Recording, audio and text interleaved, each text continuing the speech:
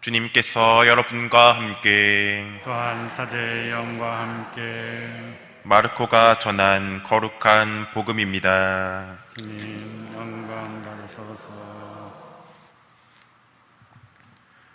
예수님께서는 주간 첫날 새벽에 부활하신 뒤 마리아 막달라나에게 처음으로 나타나셨다.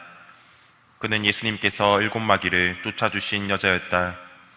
그 여자는 예수님과 함께 지냈던 이들이 슬퍼하며 울고 있는 곳으로 가서 그들에게 이 소식을 전하였다. 그러나 그들은 예수님께서 살아계시며 그 여자에게 나타나셨다는 말을 듣고도 믿지 않았다.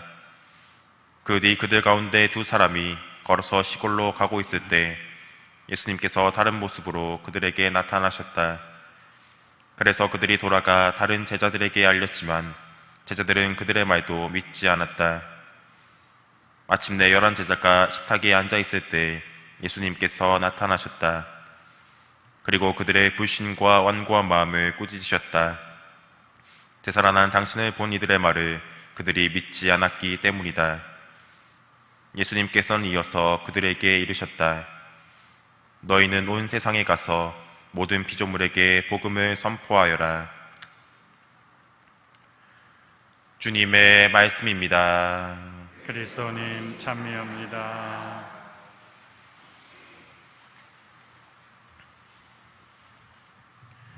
참 예수님,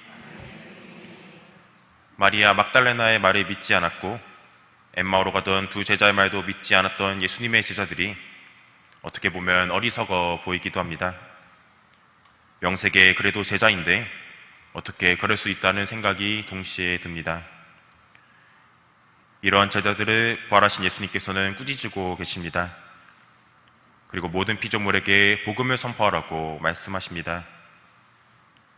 여기서 꾸짖으시는 것은 제자들이 잘못했다고 혼내시는 것보다는 제자들을 독려하는 차원에서 말씀하신 것입니다. 앞으로 제자들이 해야 할 일들이 얼마나 많은데 아직도 두려워 떨고 있으면 안 되니 처음에는 꾸짖으시다가 제자들과 함께 당신께서 부활하신 그 기쁨을 나누셨을 것입니다. 때로는 예수님께서 시키시는 것도 잘 따라가지 못했던 제자들이지만 이제는 일독서의 말씀처럼 누구 앞에서라도 부활하신 예수님을 증거하면서 예수님의 힘을 통한 기적을 보여줄 것입니다. 우리가 어떤 사람에게 일을 맡길 때 그래도 나름 믿음직한 사람에게 일을 맡기게 됩니다. 믿기 어려운 사람에게까지 맡기면서 그 불안함과 불이익을 감당하기란 쉽지 않기 때문입니다. 그래서 예수님께서는 일반적인 시선으로 볼 때는 제자들에게 당신의 복음 선포의 일을 맡기면 안 되셨습니다. 제자들은 누가 제일 첫째인가 하면서 싸우기도 했고 예수님의 부활을 제대로 믿지 못한 사람들이기 때문입니다.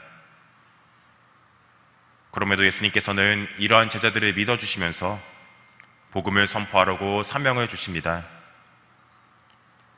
오로지 당신의 제자라는 이유로 그 사명을 주시고 그에 따른 성령과 힘까지 부여해 주십니다.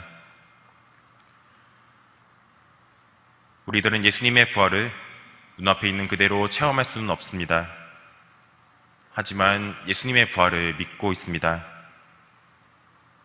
어떻게 보면 예수님의 제자들보다 그 출발점이 앞서 있다는 것입니다. 예수님의 복음을 선포할 때에는 내가 뭐 얼마나 잘하고 못하고로 따지는 것부터 시작할 필요가 없습니다. 우리 또한 부활하신 예수님의 제자이기 때문에 그 이유만으로도 복음을 선포할 수 있습니다.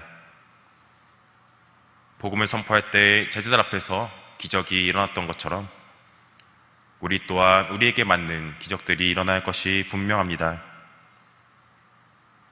오늘 하루 주눅 들어 있기보다 내 가족, 친구, 이웃들에게부터 복음을 선포할 수 있는 시간이 되셨으면 좋겠습니다.